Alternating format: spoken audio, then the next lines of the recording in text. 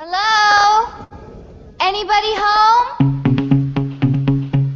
You got to check out planet5D's podcast. It's well worth your time. I'm a massive fan of planet5D. Hey Mitch, this is Chris. I get more useful info from your feed than a lot of the big boys. Bobby Golden here. Want to let you know I think that planet5D is a real fantastic resource for DSLR filmmakers. There's so much great stuff on planet5D. Planet5D. Welcome to anything and everything DSLR and beyond. This is the official Planet5D podcast. Welcome, Earthlings. This is Planet Mitch, and I am hosting the Planet5D podcast today with our special guest by the name of Josh Apter. Josh is an award-winning director and editor who has worked in all areas of filmmaking. I'm reading this. Can you tell? Two things that Josh does really well today. Josh founded the Manhattan Edit Workshop, which I get emails from quite often, and Josh is also the inventor of thePadcaster. So we're going to talk about that and many other things today. Welcome, Josh. Thank you for having me. It's my pleasure. When did we meet first face-to-face? First, I'm going to say that there is some delay on your side because I hear you listening to me, and I can tell when it's receiving you. So I'll just talk in long strings. You'll catch on to the nonsense at the beginning. I'll pre-roll with blather, and then I'll just get into the good stuff like 10 seconds in. We met at Cinegear recently, a month ago, when Michael Artsis did his sort of wireless video broadcasting backflip with iPads and iPhones and broadcast for 5 hours straight each day, 10 total hours of live content from Cinegear, and you did the wrap-up show every day, and it was hysterical, and that's how we met. That was exactly how we met, and I really don't understand where this delay is coming from because it's very obvious on my end that there is a delay, and I apologize for that, but it's all on your side. It's got to be. Oh, definitely. I mean, I could also, you don't want me to do it live. I could literally hang up and call you back on a live broadcast. No. No. For those who are used to having Pamela and Barry here, and that's Pamela and Barry, Barry is on a production shoot today, actually shooting and making money, and Pamela is rushing home from the dentist and will be popping in at any point. A little bit of housekeeping today. We are starting something brand new for those of you who are watching live in the Planet5D podcast. I can't think of the word I want to use. Anyway, down at the bottom there's a link down in the footer that says click here for instructions on how to join the live chat room. And so we have a new live chat room that I've added to the chat. So those of you who are here and want to chat, you can chat with each other. If you want to ask Josh a question, however, there is still the question box down below the video as well, but above the footer. And that's where I would like you to put in the questions that you would like to ask Josh during the show. Jacob is here. Jacob's always here, I think, and he says, hi from Crystal Lake, Illinois. Well, hello to you. How are things in Crystal Lake? So Josh, or Jacob, pop over to the chat room and you can be our first tester to see how that works. Yes, I'm going back to the main topic of conversation, and that is Josh. We did meet at Cinegear, and that was the beginning of June. And Michael Artsis, whom many of you probably have seen me do the live shows from NAB, was doing the very first, as far as we know, live broadcast with multiple cameras, except all of the cameras were either iPads or iPhones, and it was pretty amazing to see and to be on the show. And part of that was done with Josh, who is the creator and inventor of the thing called the Padcaster, which we'll talk about in just a minute. But we were actually using some of those on set to hold the cameras, the iPads, live when we broadcast from Cinegear. How do you think that all went, Josh? I mean, I think for the first time, I think it's the first time that's ever been done. And I think since A, nothing exploded, no one died, and C, we only lost one iPad, I think it went pretty well. Yeah. Yeah. And it wasn't my iPad. It was Michael's that went face down at the end of day 2. And it was not the fault of the Padcaster, let's make that clear. It was the fault of the tripod. Which they bought for about $20 at Target on the way over to the show. Yes, so you get what you pay for. People are always saying to me, I want to get a tripod, and I want it to be really sturdy, and I want to spend $40. And, you know, really it's like, what are you supposed to say to, if someone made it, they'd be a wealthy man. Or woman, but that's it's just not the case. So, yep, that happened. Wind blew it right over. Well, speaking of wealthy people, we would like to believe that you're going to become one of those because of this the Padcaster. And you're laughing, Yeah. but it's really true. The Padcaster was actually featured in one of the recent Apple commercials. Can we talk about that yet? Of course we can, because it broadcasts live. Yeah, you can talk about it all you want, and I can nod my head like this. Are you still under some sort of NDA on that? It's like a phone book. The NDA. It's this thick, big. All right, but tell us what the Padcaster is and how you created it and why we're talking about it today. Okay, well, you've been to NAB, I assume, in the past, probably many, many times. So I was out there with Manhattan Edit Workshop. We had gotten, I think, a little corner of a booth that B&H Photo was selling our training, and so they said, you know, you want a 4x4 piece of that giant table when they used to sell at the show. I think it was still back then, and the iPad 2 came out a week before NAB, and I said, well, there's a camera in it. Let's see, maybe it works. You know, and before that, it was just like the thing you just like watch and buy shit. And excuse me, I can't curse on your show, can I? Can I? Well, you can now. There's no well, I know there's a delay, so maybe they can be it's, you know.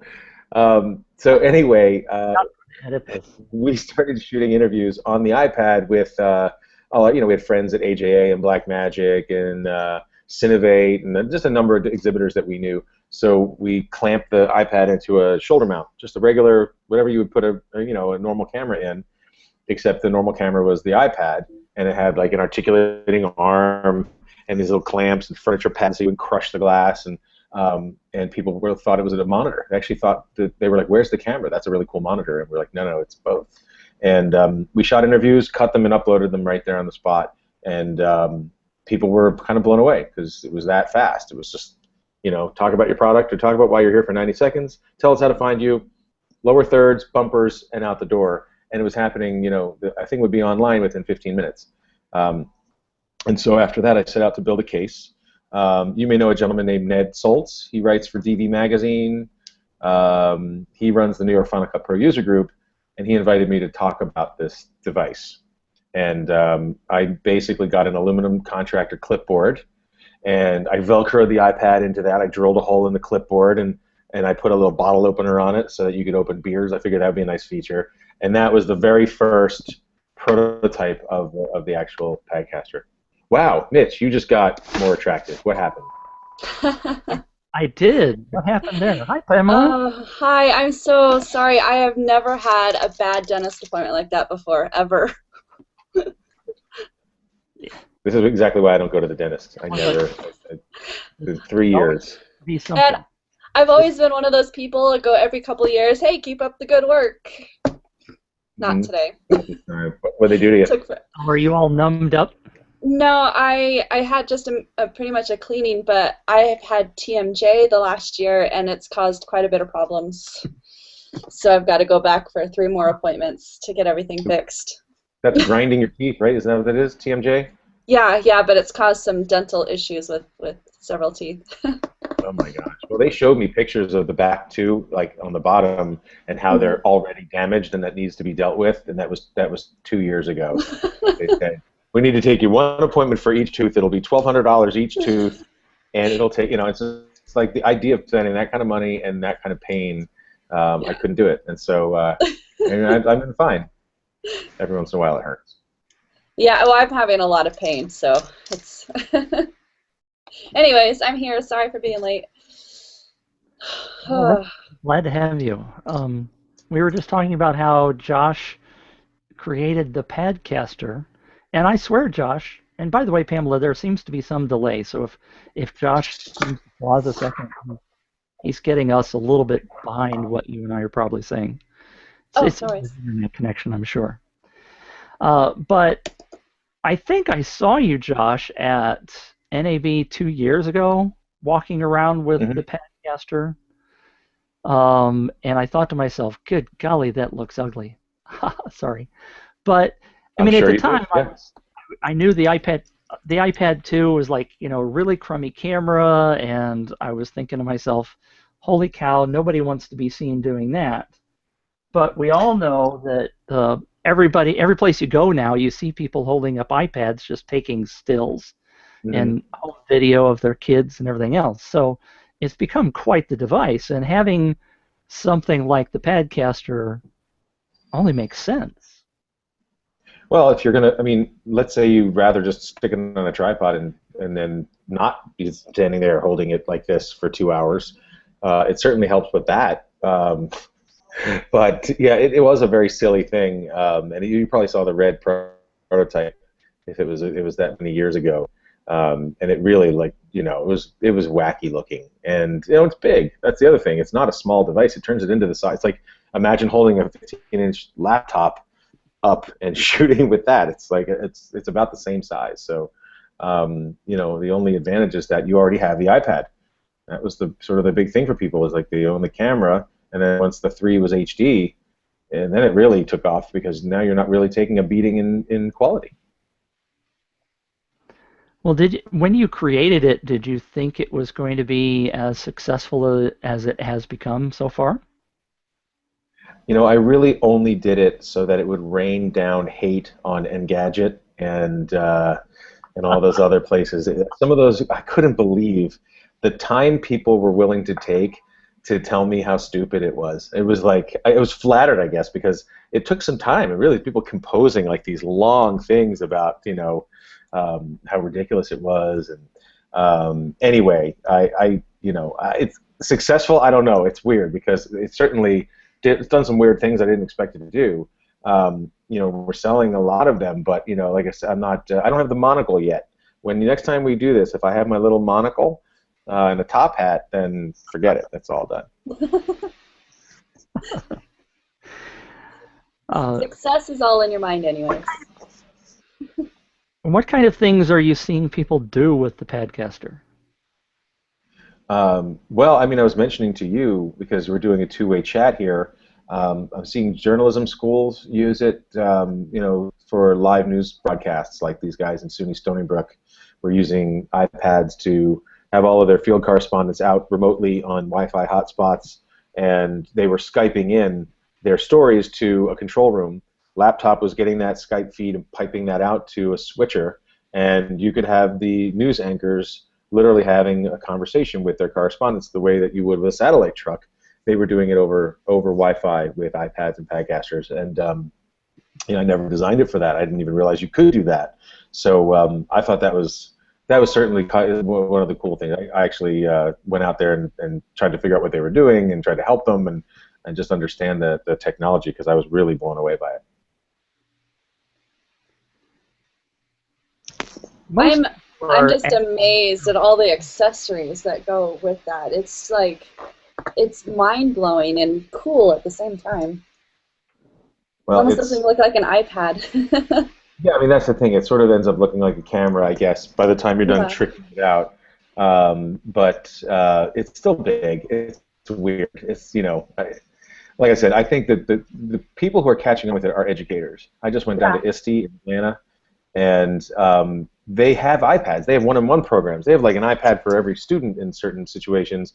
So when they say, all right, well, instead of having to buy a different camcorder and then learning that workflow and throwing it out every couple of years because it's outdated, we want to go from tape to card to, you know, big form factor to small. They have iPads that have 5-year lifespan that they can be, you know, teaching people how to make film and, you know, doing all kinds of things. It sort of ends up like being a sketchbook for them, but it's equipment they own already. So to turn it into a camera and an editing system and the distribution platform is actually really easy. And it was interesting to be in a group of tech educators because they seem to really get it. By the way, there's a giant cat on your shoulder. This is Leia. She likes to make her appearance every so often. That's very nice. Is that she? I can't tell. It's so blurry. Is she a tabby? Gray tabby? Yes. Yep. Ah. Very nice. We are having some internet connection problems between the three of us, I see. I understood They're all everything you said, though. I called in a moment. I just don't understand the internet. How come it works so well some days and other days it's just trash? We live in the United States. Is that the problem? This seems pretty good to me. No, I'm pretty impressed that we're able to have through a video chat here and that it all works. Well, that is true. I mean, we, relatively speaking, several years ago, this was not possible. So that's true. I guess I'm whining about first world problems. But the United States does pay for the slowest internet practically in any major country. Mm-hmm. Pays higher fees than any other country with good internet. And we pay for slower internet. And it's really annoying, especially when you're... Well, now we're just stepping all over each other here, aren't we? Yes. Well, I think it's fascinating what educators are doing, and I look forward to how it's going to keep progressing. Nice face, Mitch. I do too. I agree that it's incredible how things are changing. Like we said earlier when Josh and I were both doing the live show streaming from Cinegear on iPads and iPhones, that just blows me away. One thing that people like me, Josh, don't totally understand is the audio connections. Would you explain how that works, or are people just using the iPhone or the iPad mic? Well, it works in a couple different ways. You can use the headphone and/or mic jack, which is just a mini plug. There are cables that will break out to a microphone. Our friend Perry at MXL makes a really nice interview mic version of that. But since you're also allowed to use the Lightning connector or the 30-pin in the older models for GarageBand as an input, there are a couple companies that make these 1/4-inch guitar inputs like iRig and Apogee, and now they're making them XLR connections. Apogee is the one that you have to convert yourself to XLR, but once you do that, you're basically using it as an A to D converter and getting stereo digital audio right into your iPad, and programs like Filmic Pro and even the native camera in the iPad pick it up. They recognize that there's a signal coming in, and there's adjustment control on the Apogee interface. On some of the other ones, there are 2-channel inputs that allow an interviewer and an interviewee to be on separate mics and isolate them to channels 1 and 2.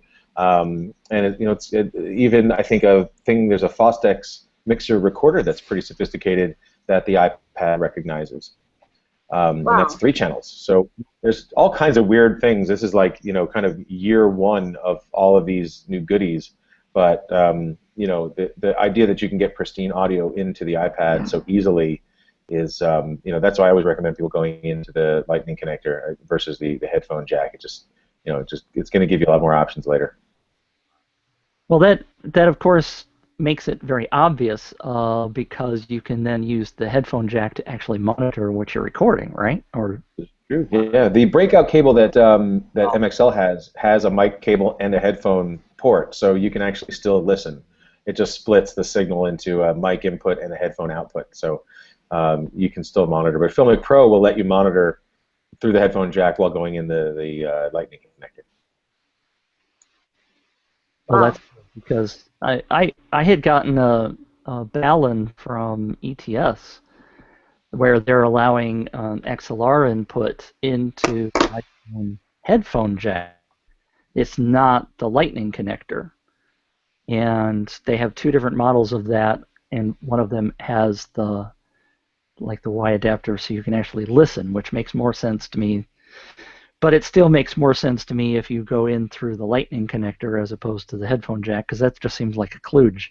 And most people don't think of putting a microphone into a headphone jack, right? Right. I mean, I guess because the phones, they're really designed as a mic jack and a headphone jack. People don't realize that the iPad's designed the same way. But the only downside is that you can't plug in, and we were running out of broadcasting for 5 straight hours. The iPads were running low, the phones were running low, because I wasn't going in the Lightning connector. I was able to plug a power supply into the iPad and just mount that on the side, and I could still run and gun because I had one of those portable, those like USB power supplies going in, and if I was using that for the mic jack, I wouldn't be able to do that. That is an alternative that I hadn't thought of. See, you've been experiencing this firsthand, so that's cool. Yes, I've made so many mistakes that... I'm sorry, what did you say? You've made so many mistakes. I was just asking if there's an iPhone version in your future. Or is that was my question.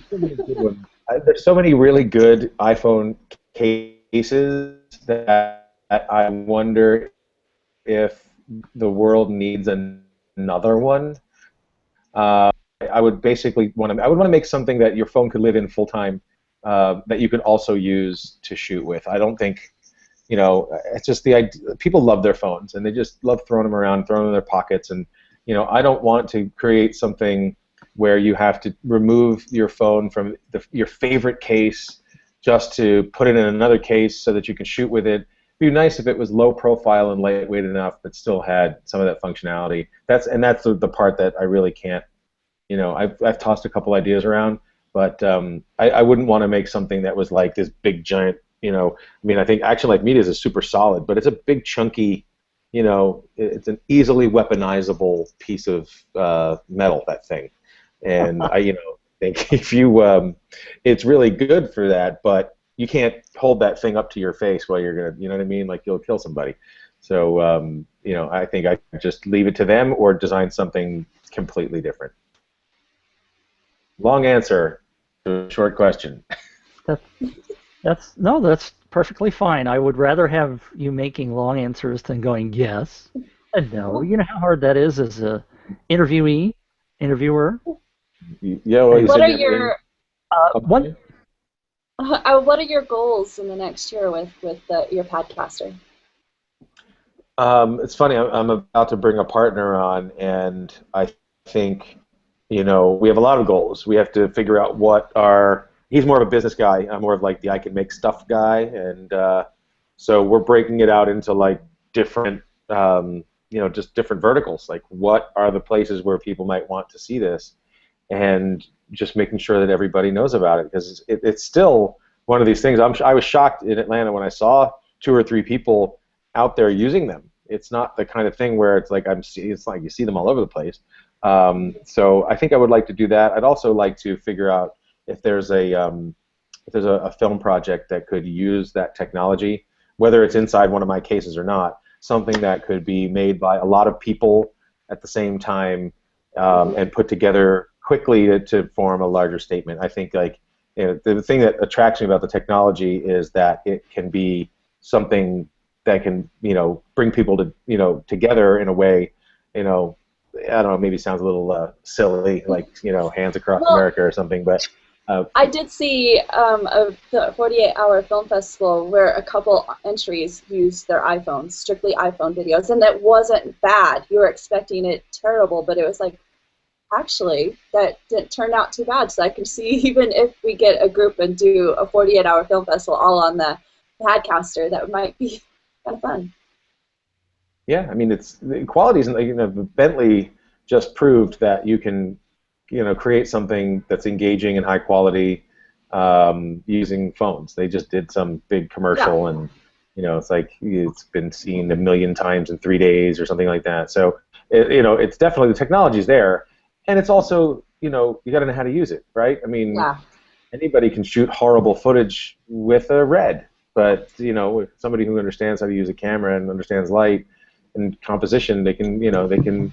Did you ever see that movie? It Might Get Loud. It was like Jimmy Page, Jack White, and The Edge. They're all talking about playing guitar, and Jack White goes out back and takes a piece of wood and nails a couple things in, and stretches some wire, puts the pickup underneath it, and it's a guitar. It's like he can do that. So I feel like a lot of the power is in the hands of people who are creating content. Oh, absolutely. You just have to understand. Absolutely. It's not your camera, it's who's behind it. Yes. I'm going to hijack things for a second and take us a little bit out of the Padcaster realm just to have something different. We actually had a reader send in an audio question, so I'm going to play this. It's 30 seconds, I believe, and I want to know if either of you guys know the answer to this question. Hello, Mr. Unger. This is Gerrick Winston with G5 Films in Calgary, Canada. First of all, thank you for the follow on Instagram, and also thank you for all that you do on your blog for all of us filmmakers out here. Question I wanted to ask you is if you could possibly, or maybe you might know, if anyone has a patent on a rideable electric camera dolly. That is a gripless camera dolly, not a remote control, but one that the actual camera operator can operate on his or her own. That's my question, and I was wondering if you'd be interested in putting that out to the masses and seeing if that exists. Thanks. So well, it was a gripless. Yeah, that sounds kind of funny, doesn't it? A gripless. So, I mean, it's a rather technical question, I think, but I figured since you guys have both worked on movie sets, I asked Barry this question, and he said he's never seen one. But basically, it's like a big dolly that the camera operator could move himself, him or herself, as opposed to having to have a grip on the back pushing the thing around. But here's where I've never seen it, but in my head, I'm thinking the camera operator doesn't want to deal with trying to move his dolly. He wants to concentrate on his camera and let the grips push the dolly. So I don't know how many camera operators would be interested in something like that, because it's just one less thing they need to worry about. That makes sense? I think I got it. I think it's Google Glass and a Segway. That's it right there. And you are right. You're like, everything's right there. You're wearing the camera and you're controlling the dolly, and that's it right there. It's 2 patents. I know. That's a great idea. No, as a camera operator, I want to focus on getting my shots right, and if it's as a team, my grips know where to move the thing, and so I can focus on the camera and let them do their job and me do my job, and we work together as a team. But I guess on indie sets that could be a good thing. No, I've never seen it, and I don't know.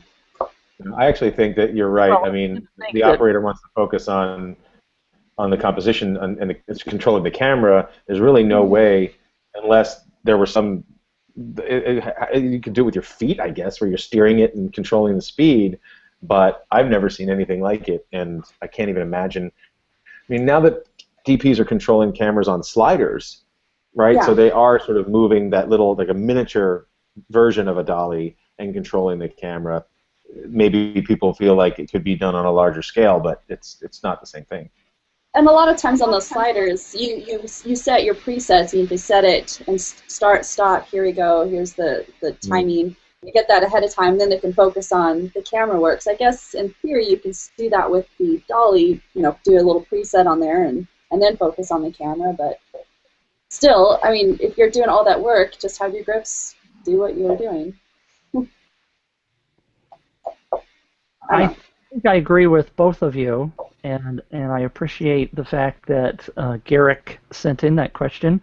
And for those of you who may want to be asking questions in the future, if you go to planet5d.com and are looking at the blog, there on the far right-hand side, there is now something called SpeakPipe where you can send me a voicemail. And if you do that and your question isn't totally insane, we'll ask it on next week's podcast. You should save all the insane ones and have a show where we...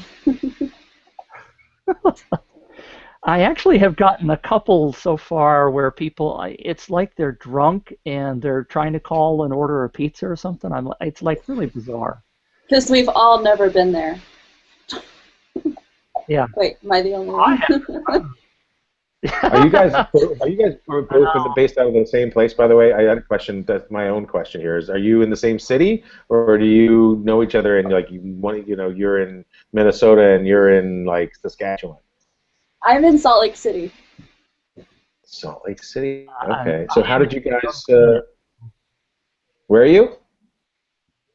I'm on my own planet. Come on. Come on, Josh, get with it. Planet, Mitch. Get it? Planet? All right. I'm actually in St. Louis. So Pamela's in Salt Lake City, and if Barry, if he was here, would be in Minnesota. Well, he's actually still in Minnesota, but anyway. So Pamela and I have actually met face-to-face, although she remembers it and I don't, which is very embarrassing for me, several years ago at a conference in Los Angeles. And we've passed by each other a couple of times, but we met actually in order to do this show on Twitter. She and I started tweeting back and forth about fitness and stuff, and we ended up talking about podcasts, and long story short, she's now a co-host. Wow, okay. So there you go. There's our first short story. Yep. Yeah. I was just reading the question from Jacob, but I don't know that it's a question. Jacob says, I know and knew nothing about podcasting, and it's very intriguing. It brings back memories of Les Paul's inventiveness, ingenuity, and progressive thought. Thank you for that, Jacob. Because it is true. I mean, there are so many things that have come out of these new devices like iPhones and iPads. It just continues to blow me away what people are doing with these things. When they first were launched, it was like, okay, the iPhone's an iPhone, right? Well, it does so much more than just being a phone. Oh, absolutely. And nowadays, I mean, can you imagine how life has changed because of our cell phones and our iPads? And in many ways, it's become worse, hasn't it? I was just watching something on Creative Live yesterday about multitasking and how we've all become so addicted to the phones that we can't put them down, and so there are some issues there that need to be worked out in the long run, I think. But for the overall good, iPhones and okay, let's admit it, Android devices are valuable too. I don't even know what that means. What are you talking about? What's an Android? They use those on Planet Mid, I guess. I do have to say that I think it's healthy to get completely off the grid at least once a year, just away from email, your phone. My last trip, and I need to find a new one, where I hiked the Grand Canyon down at Havasupai. You have no cell phone reception, nothing, and to be off the grid for over a week from the outside world, and it's healthy. It was good. You get back and you're not addicted to that phone. You can put it down. Oh, I missed a phone call. Darn. I actually worked with a web developer who, of all people, a web developer who was basically off the grid every weekend.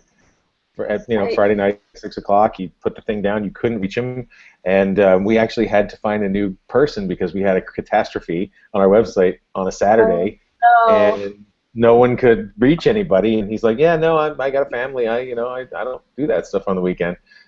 And I said, I'm impressed that you can do that, but our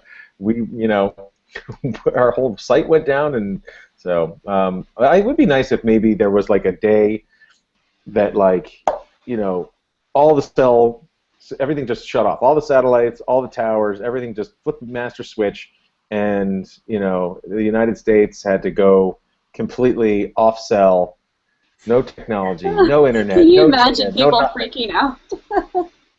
There would be all these people in the street in fetal position and withdrawal, like flipping That out. would be the most interesting social experiment beyond what Facebook just did.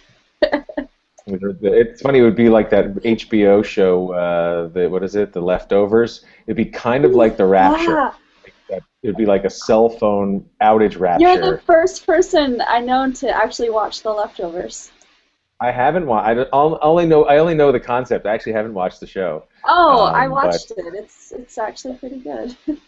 I heard it's very intriguing, and it's a great idea. That's like what happens to all these, average Joes that wouldn't get sucked up to heaven. I think that's a great idea. Like but think about that in a cell phone environment. Like what would people do if suddenly nothing? It's no signal. You know what I mean? Anxiety, panic attacks. A lot of rioting. I think we were talking about going on a cruise this summer, which never happened. But I was talking to my two teenage daughters, and I said, by the way, that on the cruise there is an internet connection, but it's like $50 a second, and so we're not going to be using that. And they were like, "What? A week without our cell phones? Are you kidding, Dad?" I said, "Yes, it doesn't work." How old were they when they got their cell phones, by the way? Like, is that like they turned 10, 11, 12? Like, when do I have to capitulate?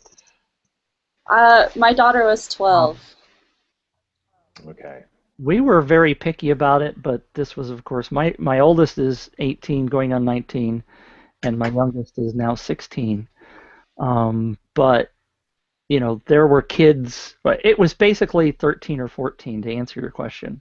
Mm-hmm. But there were kids in their schools that had them several years before they did, and I was like, and it's not happening. Even before the iPhones, people had those old dumb phones. Mm-hmm. Do you know how hard it is to find a non-smartphone for my 12-year-old? She has a non-smartphone, but it was impossible to find. But we're divorced, so I honestly think that's why she's a little younger and having a phone. I see. Well, in some arenas it makes sense. Really gotten sort of way off topic here, but we've gotten to the point where we want to have connections with our kids and know where they are, and so in order to make sure that they contact us, we give them a phone, and I think that's good. And I did the same thing, Pamela, with our youngest. Was my oldest had an iPhone by then, but I said, no, you're going to get a regular phone just to be able to call us when you need us to come pick you up or tell us you're going to somebody's house or whatever. There's no need for you at this 12, 10, 11-year-old age to have an iPhone. Yeah, there's no need for the apps or Facebook or... Mm-hmm. No, I totally agree. I think you just need to figure out a way to install a low jack in your kid, and then you'll know where they are all the time, right? You crack me up. We actually considered that. We considered that. Absolutely. Especially with the consideration that most perverts know that they need to throw out the kid's cell phone right away because that way you can track them. So it needs to be an embedded chip somewhere, like we do to our cats and dogs. Mm-hmm. Well, I know there's some really great apps out there, and I think the iPhone doesn't quite have some of it. But hey, this is for a good Android plug. But Android's got some good apps that control the apps that are on the phone. So if you have a kid, you can put this app on there, and you can, from your own phone, you can decide if they can have that app or if there's so much time limits and that sort of thing. And from what I last heard, the iPhone didn't have that yet. So I can't remember the name of it, but I was quite intrigued, and I was bummed that the iPhone didn't have it. So, let's go back to Josh for a minute. I didn't hear a lot of that stuff. For some reason, it sounded like an oscillating fan just sort of was pointing directly at you. I didn't hear a lot of that. From me? Yes. Yes, from Pamela's. I've heard that. It's something about how there were apps that you could select. It would allow you to basically curate the apps that your kids can have access to. It was an app that allows you to select other ones, right? Yes, and that was on the Android and not the iPhone. Not the iPhone. Okay. Well, I'm sure it'll be on there soon. I mean, there's there's no idea that the Apple iPhone cannot appropriate, right? Exactly. Right. Josh, I want to get back to you a little bit and off of these silly iPhone things that we've gotten sidetracked on. But I know that you have a real business that you're running called Manhattan. Easy for me to say Manhattan. I can't say it, obviously. Manhattan Edit Workshop. Mm-hmm. So I would like to. I mean, I get the emails and I kind of go, okay, I don't have time to totally understand what you're doing here, but tell us what you're doing, please. Okay, see, now I got you locked in. I'm going to basically read one of the emails that you ignored in its entirety while I've got your undivided attention. No, we're a training center. We've been doing, we started as an Apple authorized training center back in 2002, I think. Maybe a little later than that. Then we were doing Avid Express Pro for a little while. Then we became a full Media Composer training center. Adobe followed shortly after that, and for the longest time we have basically our signature class is a 6-week workshop that used to teach you Final Cut 7 for 2 weeks, Avid for 2 weeks, and then you'd cut a reel and workshop your stuff for 2 weeks, and you'd learn After Effects in there somewhere too. The first version of that class had VHS decks on every table, and you'd walk away with a tape of your reel that you could walk into and touch it. And then it evolved to a DV tape, and then we put DVD Studio Pro into the class, and now they make a website at the end, and they host the video in Vimeo, and they have basically a portfolio site that they leave with, which is the way it should have been 10 years ago, but the technology is just catching up. But we've since gone DaVinci Resolve certified, Assimilate Scratch certified, Autodesk.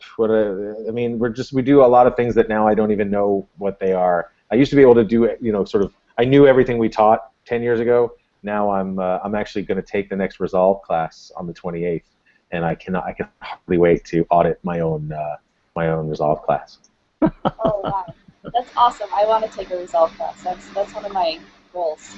No, it looks really cool, especially that there's a full-blown editor in Resolve 11. And that it sort of looks like it might have taken 90% of Final Cut 7's feature set and look and feel, and be completely off the grid in terms of speed. That I have to see that. I really need to figure out if I can use this. I certified Final Cut 7, and literally the day after certification, I never went back. After I certified Final Cut, I went to Premiere. I never touched it again. I've heard so many great things about Premiere. I just spent this guy who does a lot of stuff for Seamless and Consumer Reports, and he says Premiere is so much better than 7 ever was, and it's just stuff that you always you forgave 7 for doing. You just these things that you had to deal with. They're all improved and they make sense, and it's just a matter of figuring out a little bit of Adobe universe. And, no, I'm an Adobe community professional now, so Premiere is my world. That's my baby. Mm-hmm. No, I want to try it. I'm actually in Final Cut 10 a lot. Getting better. Well, it is, and if I want to do something really fast, I just I videotaped a guy's conference in Atlanta. He wanted a copy of it. I threw it into 10. I sweetened the audio, put some titles on it, threw it up to Vimeo from 10 rather, and it took me 15 minutes. It was so easy. So long form, I would never use it. I don't think I can deal with having 0 track organization. I come from film, so it's very rigid, and I can't not assign tracks or not even have them. That's too, that's like you're sort of cowing to the irresponsibility of the next generation. You know what I mean? I'd rather force them to have some discipline, or at least learn it and abandon it. But 10, it's just do whatever you want, put the video on the audio, and we'll figure it out later. And I think that's great for Apple, but not great for me. Yeah. Well, so in film school, a lot of students complain about learning on film. They complain why are we doing this? Nothing's on film anymore. But if you look back, it helps so much when you get to editing and you're actually shooting. And I can see in the mindset kids who complain versus the ones who embraced it, night and day difference in their quality outcome at the end from what I saw in my little film school.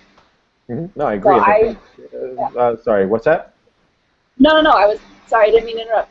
Go for it. I think what Mitch, has sort of captured the 5D DSLR zeitgeist that is part of the name of this. What we're doing here speaks to recapturing some of that discipline. It's double system.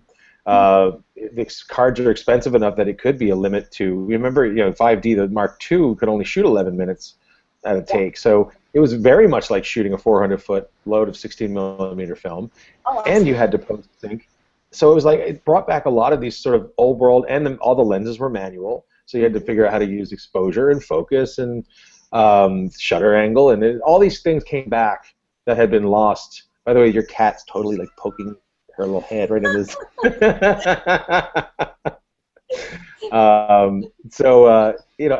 I thank DSLRs for bringing some of that back to versus we'll just put 2 cards in the P2 camera and roll for 4 hours and work it out later. I mean, it's film was great because it made you think before you just went and did things all willy-nilly. And I show people film editing the first day of our 6-week class. I bring them a splicer, I cut film, I tape it together, and I say this is Apple Z, and then I rip the tape apart. And it's like they get like undo was like you literally had to take the tape off the splice. It's not. I love it. It's fun. It's just, I don't know, I'm old-fashioned, but it's like, I don't know, this digital stuff can be a blessing and a curse. I remember walking on set a couple of years ago and we were using a couple of Panavisions, and a lot of the crew members had no idea of because they'd never been on a set with film before, and I started in film. I started as script supervisor doing the film rolls and the sound rolls and all of that, and for me it was like, I literally had the biggest smile on my face. I was so excited, and I had to teach the camera guys how to do the paperwork because they had never been on a film set, and it was so much fun. Oh my goodness, it was such a blast. I think what I heard that J.J. Abrams is shooting the Star Wars movies on film, right? Like he specifically decided to shoot them on film so that they would, I don't know, so have some sort of nostalgic value in terms of the look and the feel, which is great for him. Apparently he's got the money for it. He sure does. But I don't know. Yeah? No, I just said it's all about the money. See, I think you and Pamela are on the same delay factor, and I am like 5 seconds behind you. So every time I say something, it's like total interruptus. So I've quit talking. But which is unusual for me. I know. Watch it. Watch what you say. Unfortunately, I know Josh has got to get scooting. He's got something to do 6 minutes from now, so we need to... Yes, wrap up. I have to return rental equipment. Oh, what is that? By the way, but Pamela, before I forget, Jacob in the chat room wants to talk to you, so we need to hook you two up. Is that a... I want to thank you, and I didn't mean it that way. Come on. Sure you didn't. Sure you didn't. Sorry. He's asking about gay friends, so that's a whole nother subject. But Josh, thank you very much for being with us today, and best of luck with you at thePadcaster.com, where people can go to find everything about the Padcaster, and do you have a way to subscribe so they can get updates on news for Padcaster? Yeah, there's a big giant orange thing at the top of the site that looks unlike anything else on the site, so that your eye immediately goes to it that says sign up for news and updates and other junk. Very smart, very good. Good for you. And don't forget, if you happen to be, you do all of your Manhattan Edit Workshop stuff is local, isn't it? Or do you do it? No, we do it all over the place. We've trained in Canada, California, New Mexico. We just, we did CNN in Atlanta too. So we bring the training to you if you like. Ah, so it's not via internet. It is local, but you travel. Cool. Yes. Is there anything else before we go that you want to tell us that we haven't talked about yet? Okay, yes, because I think this is the perfect forum to do it. I found this broken old relic from an old NAB. Do you remember when there used to be the Star Trek experience at the hotel next to the convention center for like 7 years? There was like a whole giant Star Trek thing. Well, I don't know if you can see it. It was at the Hilton. Was that the Las Vegas Hilton? The LVH? Yeah, it was the Las Vegas Hilton, yes. And so there would be a Klingons greeting you, and you could go to like a cafe. Well, this thing is a magnetic communicator with a battery in it, and it was dead, and I went and got new batteries. So what happens is you can put it in your shirt, and then it, through the power of magnets, it goes on. And then now listen, hopefully I'll get my microphone next to it so we can hear what it can do. You tap it. Ah, damn it! The speaker's broken. I heard it. Enterprise here, something to beam aboard, and I fixed it, and it was sitting here. I'm like, why? Of course, I have other stuff to say. I have much more important things to say, but really, what's more important than my? I love it. That's the best way to end on. There you go. So I'm gonna beam back to my school. Thank you so much for having me. It was a pleasure. All right. It's my pleasure, and if you guys both want to sign out, that's okay, because what I'm going to do is I'm going to ask our readers and listeners several things. And so thanks for you guys showing up. And was it Jacob that wanted to, my Twitter is in my banner there, so tweet me, and I'll get back to you. All right. I'll see you guys later. Thanks again. All right. Bye. Thanks a lot, guys. For those of you who are still hanging on, if you haven't hung up by now, I appreciate that. And I would love to have you guys send in not only questions and comments via the SpeakPipe that I talked about before. It's on the right-hand side of the blog, and that's a great way to communicate with me. Of course, you can also send me an email at planet5d.com. There's a contact link there.